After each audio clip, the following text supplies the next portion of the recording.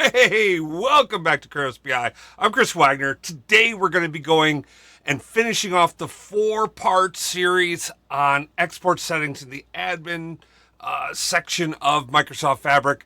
Hopefully you've watched the other 3. Do check those out. Watch the whole series on all the different admin settings. We'll get into it right away.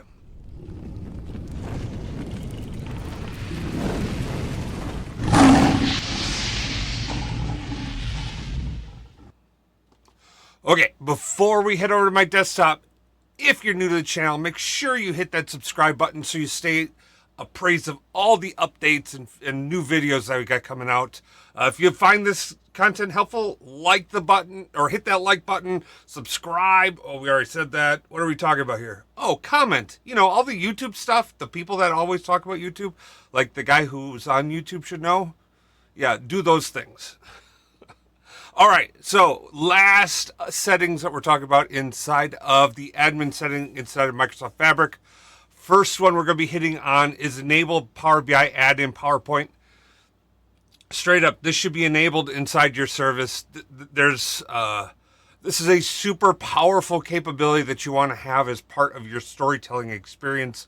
What it basically does is it allows your BI developers to pin content that is from within Power BI and embed it inside of PowerPoint reports. So instead of like having to do copy and paste from different reports into a PowerPoint, they could just embed the Power BI content there so that every time they open up the reports, it's they can see updated information. Additionally, they could just switch it to like present it as a static image, so it just has that image in place so that they can share it like they would any old PowerPoint that they would normally do as screenshots. They can share it, but then if they can always flip it over to active so that they can actually see the information and like interact with the Power BI. Makes it useful is so that the people who don't have access to that data can just see that image, and people who do have access to the data can go in and get more information. But if they don't have access to that data, they can't get any additional information. They can't filter, slice, dice, or do anything beyond what is embedded as that as that image itself. So a great piece of functionality. I honestly leave this enabled. Everyone should be using this as part of their data storytelling. This is not even something that I would recommend putting on for specific security groups. If you disagree with me, leave a comment down below as to why you and your organization should restrict this. Love to hear more about that, but as far as I can tell, there's no reason for that. All right, next question, or next setting. Allow direct query connections to Power BI semantic models. Direct query connections allow users to make changes to existing semantic models or use them to build new ones. Basically, you're talking about creating and using composite models, i.e., can I take an enterprise model or a model that exists and mash up like a SharePoint list or an Excel spreadsheet or potentially another model, right? Frankly, this is a huge enabler if you're trying to like help people in an organization move towards enterprise models, towards having a single source of truth, towards having those official data sets that are being used inside your organization. What this does is allow people in your organization to do those like custom mashups that frankly maybe don't or shouldn't exist inside that enterprise model. The classic one I always say is, what about the people who attended the holiday party, right?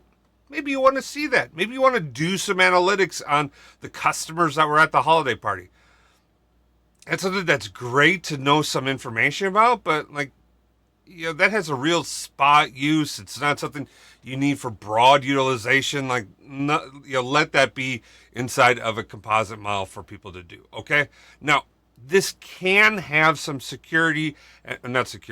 performance limitations and some performance issues on there. So this is where I would call out. It's really possible that it might be a good idea to limit who can do this to a group of people who understand what the performance impacts can be, especially if you're rolling this out and people are just like doing weird mashups and they're having real bad performance on their side or causing performance issues on your large enterprise models. this would be a restriction that you could put in place. And honestly, I think that would be completely reasonable to say, hey, if you want to be able to do this, we want to enable it, but you've got to go through these training steps so you understand how to do it and do it right. Okay? Next item. Guest users can work with shared semantic models in their own tenants. Authorized guest users can discover semantic models shared with them in the OneLake Data Hub in Power BI Desktop and then work with these semantic models in their own Power BI tenants. This is something, honestly, this makes me a little nervous, but it also, it's very promising in that today, what ends up happening, if I want to share information with someone else, and I'm a business user and I don't have a mechanism to like officially share it through a defined like portal or a defined exchange of FTP information. Now, maybe you want to push that into the IT function. That would make good sense. But what a lot of users do is they extract all that information into a CSV or an Excel file or something, and then they'll email it to the users, or they'll put it out on a SharePoint site that the users have access to, and they'll just generally find a mechanism for everyone to get access to that information, kind of no matter what. And that is something that IT can often be very blind to. It's very hard to necessarily track all of the different attachments, and you can do that with perimeter detection and all that good stuff. But like a lot of companies that they don't have those things in place. It's expensive. It has overhead, so they don't do that, right? What this allows you to do is, back again, when we could define guest users to browse and use objects, you could confine which guest users are able to access, and use content, and then allow them to say, okay, hey, I don't want you exporting and using data. I want you to be able to use our data where it is. I don't want to have to like go someplace else and like completely and totally lose track of it or lose access to it. So I'm going to give you access to the semantic model. You can build your own reports, but that data's ours. We're going to keep it in our tenant, and it's up to it just limits the challenges there. Okay, basically that's why I kind of like that one. Again, there's other controls that we already talked about for what why you might turn that off or control that in other ways, right? All right. Now this one is allow specific users to turn on external data sharing. Turn off this setting to prevent all users from turning on external data sharing. If this setting is on, all or specific users can turn on external data sharing options, allowing them to share data with authorized guest users. Authorized guest users can then discover, connect to, and work with shared semantic models in their own Power BI tenants. Again, this is something you either want to disable, or you want to like limit it down as to who can do this. Don't make this like just a broadly enabled function. This is something that should be restricted in your organization. Okay. Yeah. All right. Last one, and this is a new one. All right. Users can deliver reports to OneDrive and SharePoint in Power BI. Users can deliver reports to OneDrive or SharePoint. If the user can set up subscription setting is also turned on, users can subscribe to schedule delivery of these reports to OneDrive or SharePoint. Now, more information here about like the external exporting and sharing. Honestly, I don't know where this comes into place, but this is where we could set up those subscriptions inside OneDrive and SharePoint. Basically, just delivering that out into the Power BI service so that people can get copies of reports. So that, if you, let's say you've got this self-serve amalgam of data that you've mashed up, you can drop that out into OneDrive. All right. It's something, honestly, wait. Turning off this setting will mean the subscription will only be sent to emails. Okay. Well, that's interesting. I want it enabled. Hang on, cancel.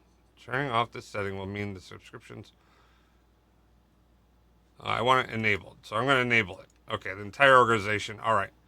So I want users to be able to do that, so I'm turning that on so that I can test out this functionality. All right. Hope you found this useful. Make sure you go in and make the appropriate settings inside your tenant. if you're finding this overwhelming, because like we're at video, I think 10 in this series, I mean 4 just on export settings alone. If you need help, head over to kraussbi.com, click on Get Yourself a Data God, and myself or one of my associates will be in contact with you and will help you get up and running to help meet your needs. All right? Thank you guys very much. You guys have a great day. Peace.